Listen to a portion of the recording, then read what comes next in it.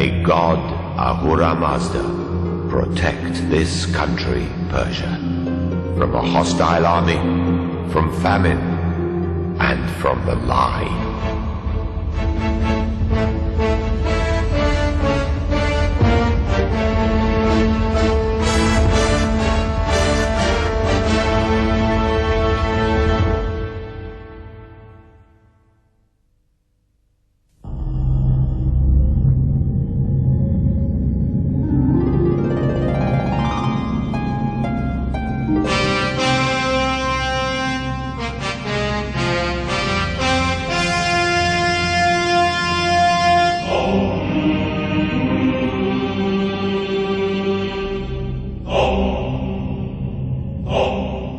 Iranian tribes still practice seasonal migrations.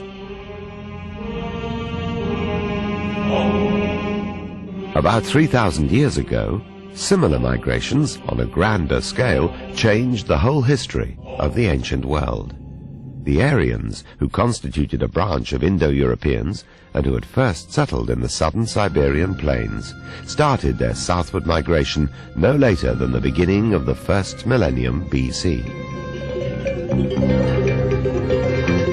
The fertile foothills of Zagros soon became their new homeland.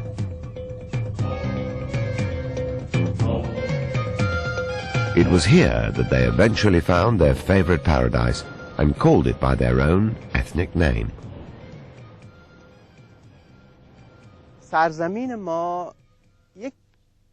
Our homeland is a very extensive country. It has got its name from the name of the Aryan people. Its old form was IRAN Persepolis, meaning the land or kingdom of the Aryans, and this was subsequently developed to Iran Shah and shortened to Iran. A number of prominent Aryan tribes, such as the Medes, Persians, Khwarezmians, Sogdians, Bactrians, and Heratians, settled in this extensive country, and banding together under the leadership of the Medes and Achemenese, they created a great state. These people believed in a sort of monotheism, which was reformed and made more ethical by Zoroaster. They considered natural phenomena, such as water, wind, earth, and fire, as divine attributes. But it would be a mistake to regard them as worshippers of those elements. This distinction is made perfectly clear in the Shahnameh, or the Book of Kings, the epical history of Iranian people. Our ancestors' faith was throughout ages the worship of God, none other indeed. Don't call them fire worshippers then, for they revered God, who is all good.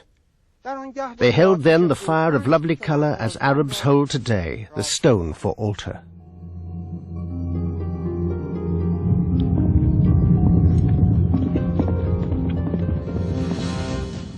In the middle of the 6th century BC, the Iranians, led by Cyrus the Great, a Persian of the Achaemenid family, created a world empire, the greatest state that history knew until that time. His son Cambyses added Egypt to it and was succeeded by his cousin Darius the Great, who ruled for 36 years.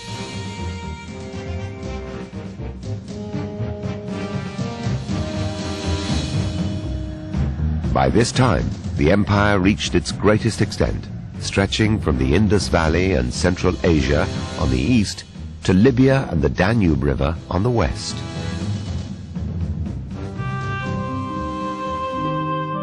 The characteristics of the Persian Empire were respect for the subject people, religious tolerance, promotion of trade, art, and culture.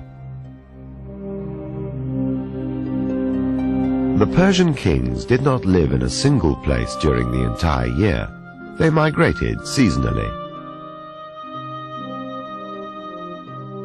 They resided in Babylon and Susa during the colder months, and Ekbatana, in the cooler foothills of the Alvand, served as their summer capital. These three cities were the political, economical, and administrative centers. But there were two other cities in the heartland of the empire which were regarded as ritual and sacred capitals. One was Pasargadi, which was used during coronation ceremonies.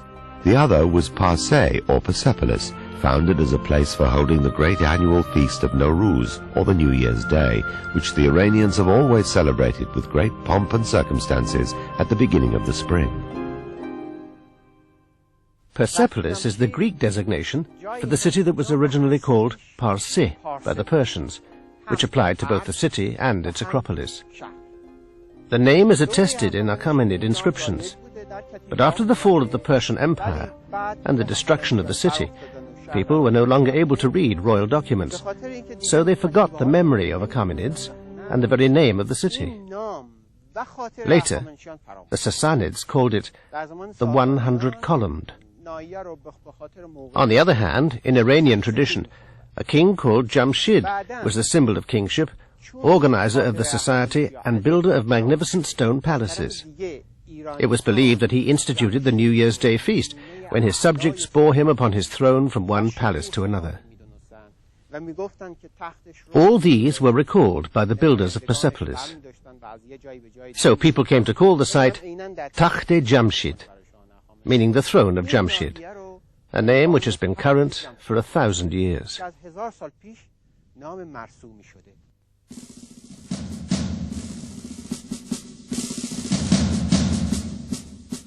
Around 518 BC, Darius the Great selected a huge rock on the northwestern side of the Mithra mountain, now called Mount of Mercy, for building a fort containing great palaces and a treasury. The majestic structures were built during the reigns of Darius, his son Xerxes, and his grandson Artaxerxes I. Says Xerxes the king, "Much else that is beautiful was built in this Parse, which I built and which my father built. Whatever has been built and seems beautiful, all that by the favor of Ahura Mazda we built."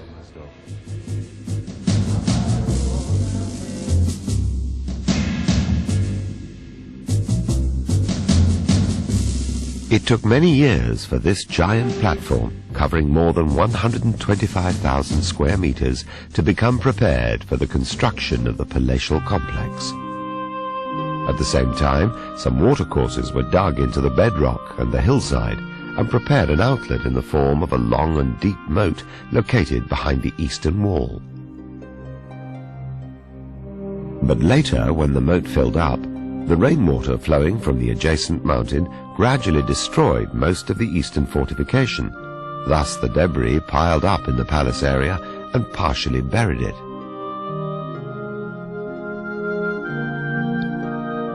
It was in the early 20th century that archaeologists excavated the site and revealed the original features. It became clear that Persepolis, which was the Acropolis of Parse, contained several important quarters. The entrance main staircase and a gatehouse.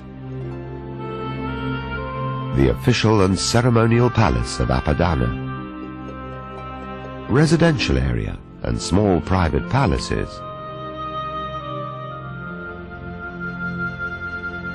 The royal treasury. The 100-column hall.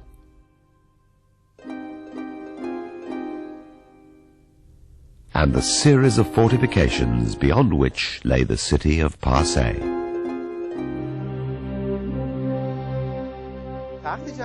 Persepolis is the ruined citadel of the city of Parse, and this, here, is the fortification wall. Beyond this wall lay the great city of Parse, built mainly in the traditional Persian method of mud brick architecture. Therefore, once the city was burnt down by Alexander and destroyed, its remnants rapidly deteriorated and vanished, leaving only a bare plain. But Alexander's historians had reported, and Diodorus of Sicily quotes them, that there stood on this site the richest city under the sun, the largest on earth. Of that wonder, only a few stone blocks marking manor houses remain today. The rest is gone.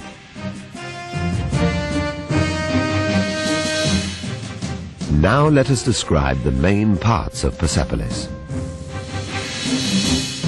The Entrance Stairway. This platform is reached by a grand double-reversed staircase on the northwest, each flight having 111 steps, each of which is 7 meters long and 38 centimeters deep, but has a short rise of 10 centimeters. The steps were deliberately given broad length and short height so that the large number of military and civil officers, as well as the representatives of the subject nations who came here with their gifts, could climb with ease and in groups, just as one sees the dignitaries shown climbing the steps of the Tripylon staircase.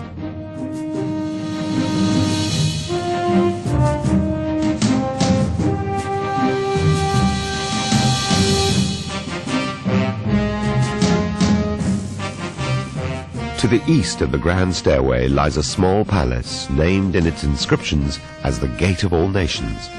The delegations from the subject peoples of the Achemenid Empire first assembled here and then were ushered to the audience palaces. Two massive guardian bulls supported the pillars of the west doorway. They faced westwards, that is, towards the plain and the arriving guests.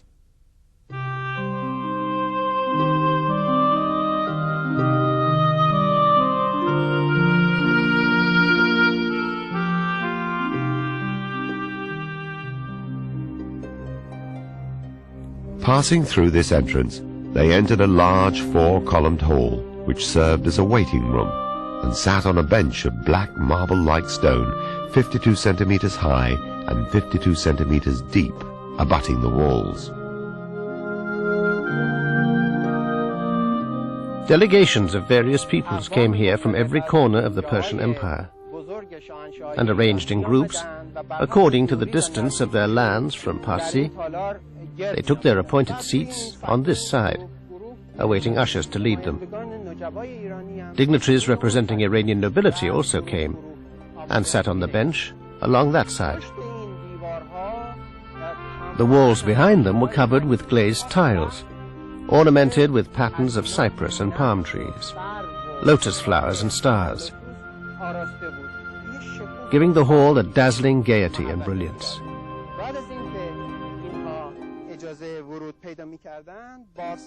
The master of ceremonies, who stood on this platform, observing the audience hall, was given a sign by the chief of protocol, standing next to the king in the upper dana, to send forth the delegates, one after another. The delegates proceeded through the southern doorway, while Iranian dignitaries passed through the eastern doorway. The eastern doorway is similar in shape and size to the western entrance, but here, instead of the guardian bulls, a human-headed winged bull supports each pillar.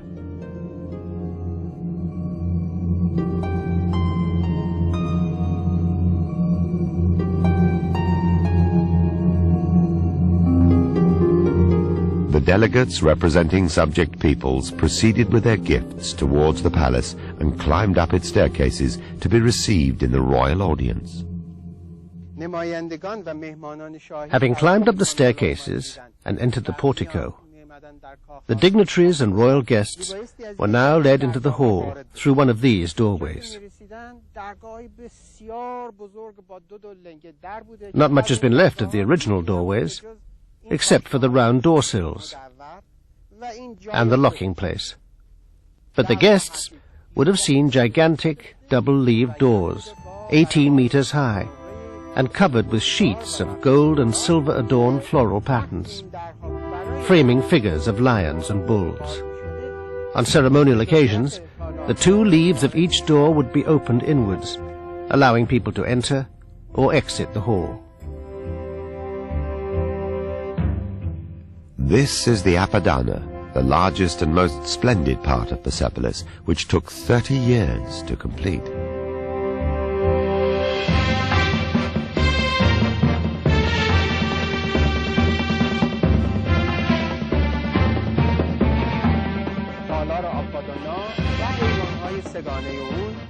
The Apadana Hall and its three porticos are the most magnificent monuments of the ancient world. It covers an area of 3,600 square meters, and its tall, slender columns, reaching a height of nearly 20 meters, are unparalleled in beauty and stature. Its walls were adorned with glazed tiles, decorated with variegated floral motifs, rows of cypress and palm trees, files of soldiers, even cuneiform inscriptions. The floor was covered with costly carpets and rugs. After entering the hall, the dignitaries and delegates representing subject nations were received in audience by the great king, and the Nowruz, or New Year festival, reached its climax. Of the 72 columns originally supporting the Apadana's roof, only 14 are still standing today.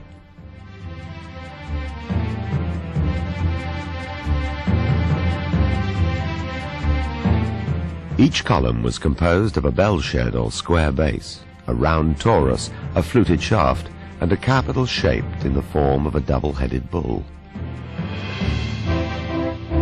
The vast and heavy roof rested on massive beams of cedar or cypress.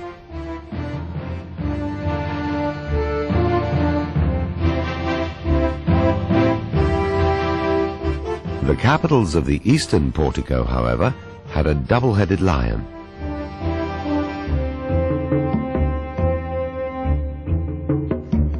In Persepolis, the walls were usually built of square-shaped mud brick, and they survive in some parts, but only to a low height. I am now walking on the remnant of the Apadana's wall, trying to measure its width. It's nearly 6 meters.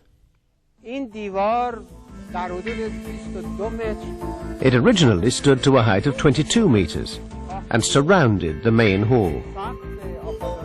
The roof, which rested on this wall, and 72 columns, covered a vast area, almost as large as a football field.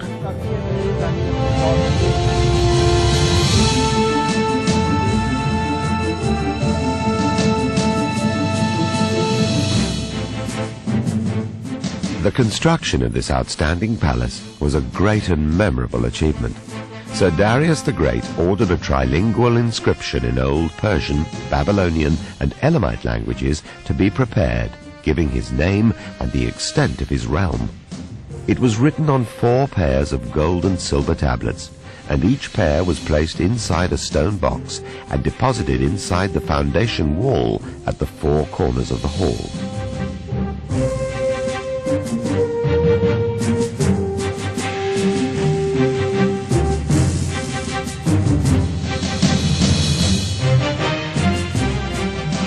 The most beautiful and important part of the Apadana, and indeed of Persepolis, is the eastern portico, which is adorned by exquisitely beautiful and magnificent sculptured reliefs. Among these, 12-petaled rosettes and cypress trees are of particular interest.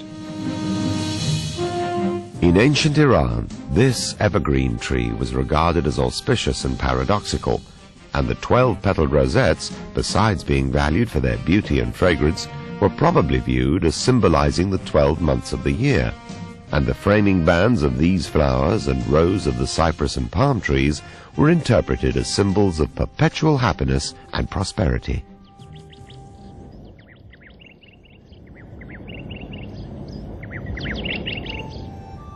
A lion attacking a bull is shown below the sculptured cypress trees. The lion's head has been depicted frontally, a feature which is unusual in Persepolitan figures. The most acceptable interpretation of this scene is its astronomical explanation. As is well known, the lion, Leo, was from ancient time one of the signs of the zodiac, and always associated, even identified, in art, astronomy and literature, with the sun. The bull, Taurus, was also one of the signs of the zodiac. Around 500 BC, the entrance of the Leo to the Taurus coincided with the vernal equinox, which in the Iranian calendar marks the start of the New Year's Day, or Nowruz. Hence the lion goring the bull may be interpreted as referring to the Nowruz festival.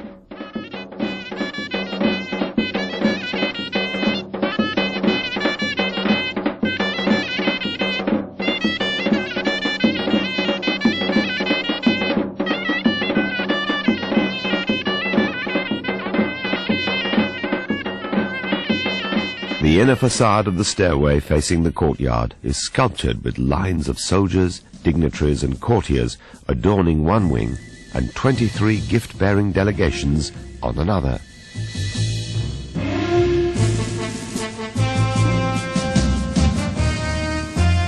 Since the art of perspective was still unknown, to indicate figures arranged in 3 parallel lines, they had to show them as 3 lines, one on top of the other.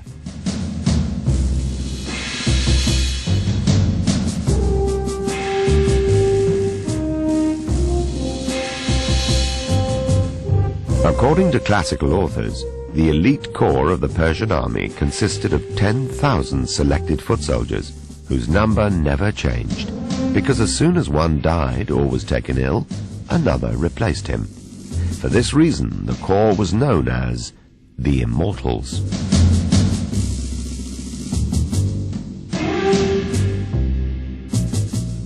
We are told that their uniforms were very colorful and shone with brilliant golden and purple designs. Hence, modern scholars identify foot soldiers represented in similar costumes on glazed bricks from Susa, now in the Louvre, as the Immortals, and by analogy consider these spearmen on the Apadana stairways also as representing the same elite division.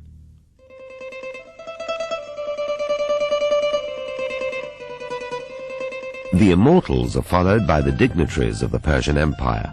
They proceed in 2 lines. Most are shown not with the traditional rigidity associated with court rules, but relaxed, chatting to one another.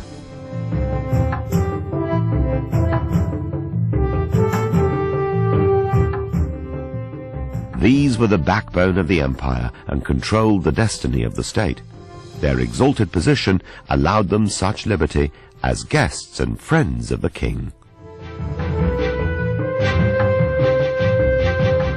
Most of these noblemen carry a lotus-like blossom or flower, and some hold round objects like apple or coloured egg, all of which are still associated with the Nowruz festival.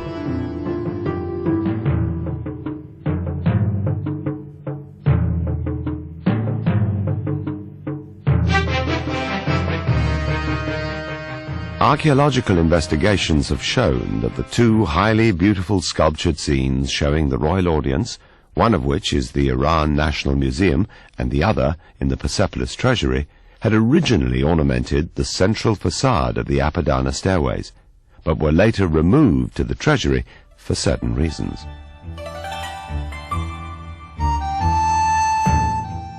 Undoubtedly, they depict the highlight of the royal audience. The king is enthroned under a canopy, and the heir to the throne and several senior officials stand behind him, while the master of ceremonies stands before the throne and reports on the proceedings of the festival, and ushers introduce, group by group, the gift-bearing delegations who have assembled from all parts of the empire.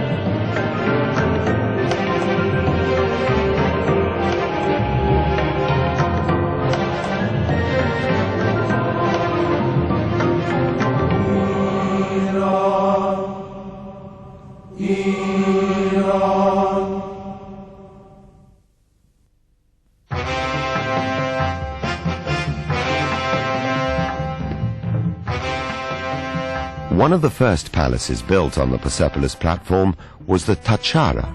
It is located to the southwest of the Apadana, facing south, that is, to the sun.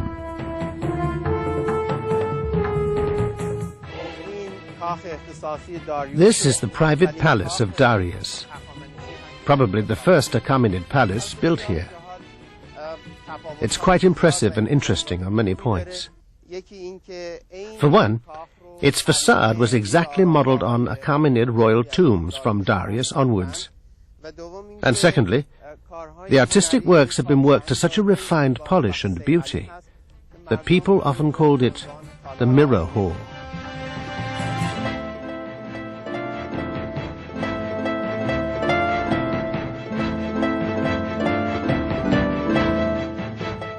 The columns of this palace were probably wooden, but no trace of them has survived. The floor everywhere had been paved with red covering and beautiful carpets.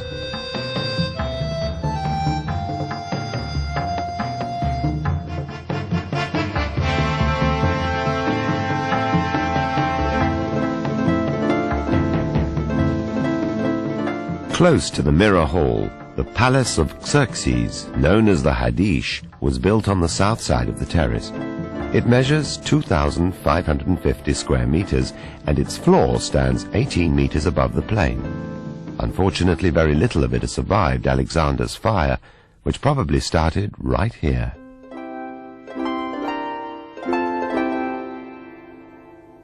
The harem of Xerxes is L-shaped and is situated south of the Hadish and west of the Treasury. Its western wing was reconstructed in the 1930s and today serves as the headquarters of the Parse Pasagadi Research Foundation and houses the Persepolis Library and Persepolis Museum. Of course, when we speak of a museum, we think of a hall filled with precious objects. But Persepolis has been repeatedly plundered, first by Alexander and then by others. In addition, many valuable objects discovered here have been carried away by foreigners and excavators. And some better preserved reliefs and objects have also been taken to the Iran National Museum.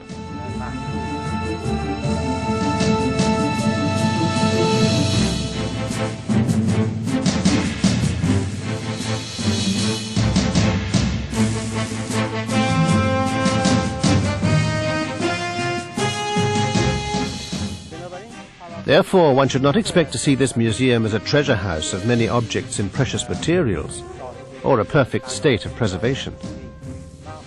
However, this is an authentically reconstructed Achaemenid structure, built by the German architect Professor Friedrich Krefter in the 1930s.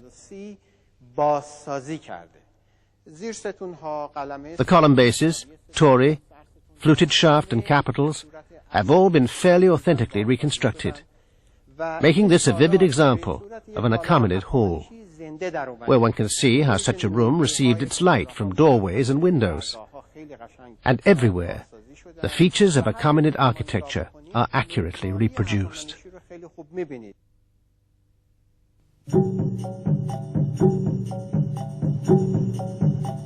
The Central Palace, or the Tripylon. This is the eastern doorway of the Tripylon. The two jambs of the doorway mirror image a ceremonial scene. The great king Artaxerxes I, son of Xerxes, is seated on a royal chair, and his crown prince stands behind him. Both are on the massive imperial throne, which is being carried into the hall by 28 representatives of the subject nations.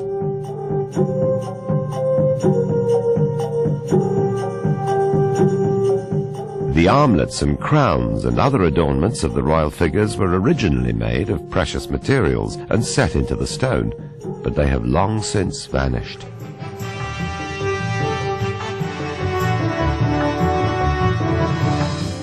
The second largest palace of Persepolis was a splendid building, the central hall of which had 100 columns, and for that reason is called the Hall of 100 Columns. We are now in the throne hall, better known as the Hall of 100 Columns. Its construction was started by Xerxes, and finished by his son, Artaxerxes I.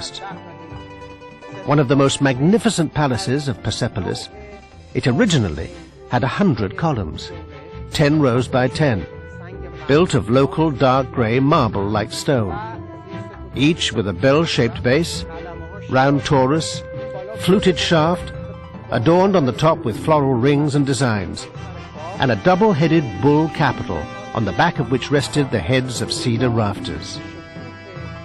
Finely polished to a marble-like surface, the capitals were partially gilded, so the splendor of the hall was truly dazzling.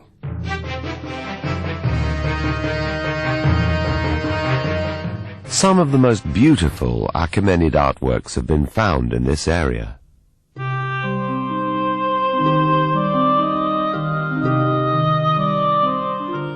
One was the miniature bust of a young prince made from a paste of lapis lazuli with the eyes formed from precious stones, now lost.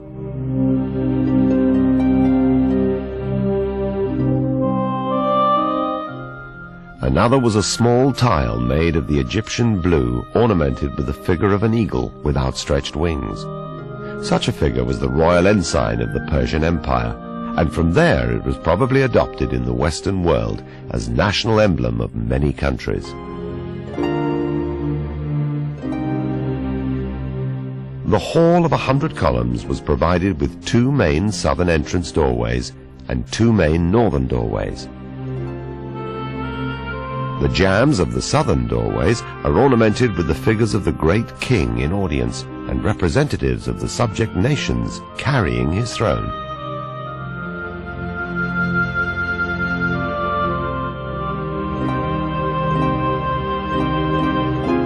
And these are the northern doorways.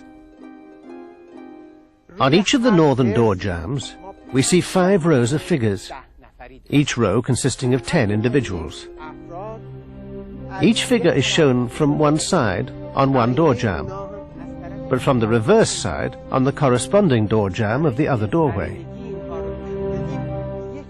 To demonstrate this mirror image representation, let us take the 4th figure.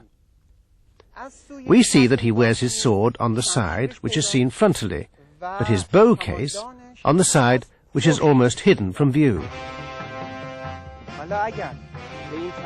Now, if we look at the sculptures on the corresponding jamb of the other doorway, we see the same 4th figure from the reverse side, so that this time his sword is hidden from view, but his bow case is fully visible. The 2 representations make up a complete figure in the round, as it were. That means that we have 2 sets of 50 figures on the 4 door jambs, shown once from the left and once from the right. These 100 individuals represent the most senior officials of the empire and provide an exact analogy to the symbolism of the 100 columns of the hall.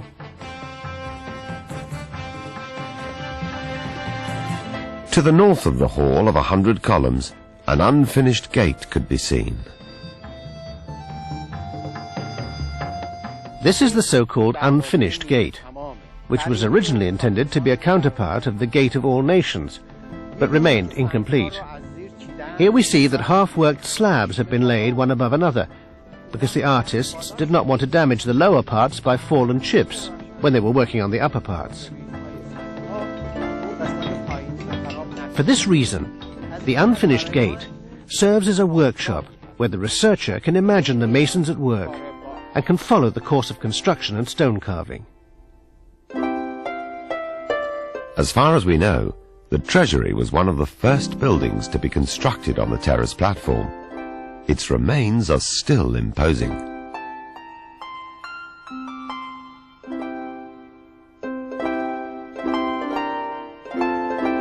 Amongst finds discovered here were 750 Elamite clay tablets, which preserve the records of payments to those employed at Persepolis.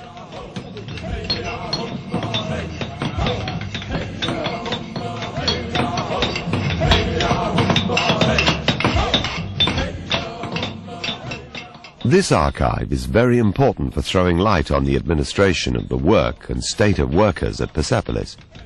They give information on the division of work, the ethnic background of many employees, and their classification according to skills and gender. It has become clear that the state employed large numbers of workers at Persepolis, both men and women, and paid them adequately in kind or cash according to their skills and nature of their work. Two Achaemenid kings, Artaxerxes II and Artaxerxes III, had their tombs cut into the rock above Persepolis in the hill of the sacred mountain of Mithra, now called Mount of Mercy. Both of them have a facade which copy that of the Takara, or Palace of Darius.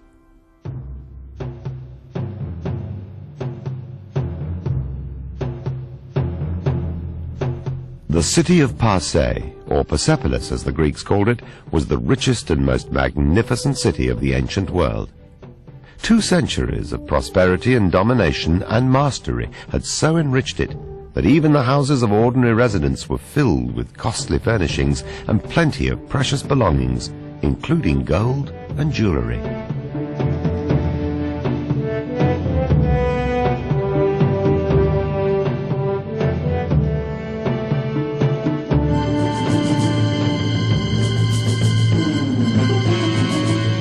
But its prosperity came to an end early in 330 BC.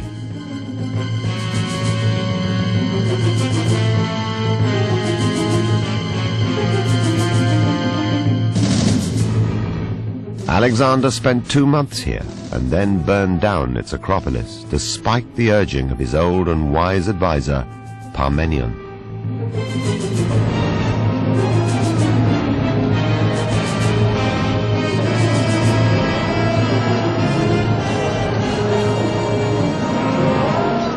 It seems that the torching started in the beautiful palace of Hadish.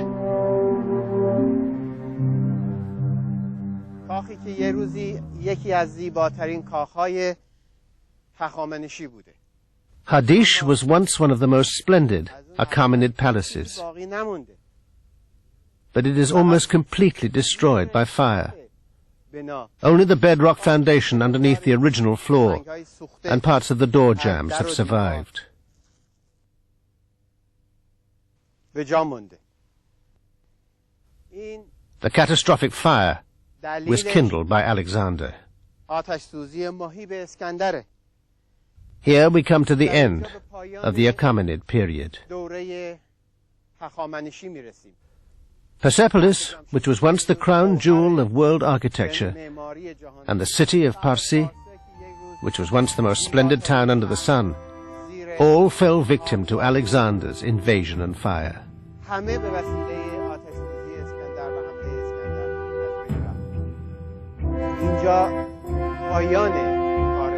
Here then the story of Persepolis ends. But its memory survives, always associated with those who built it and he who destroyed it.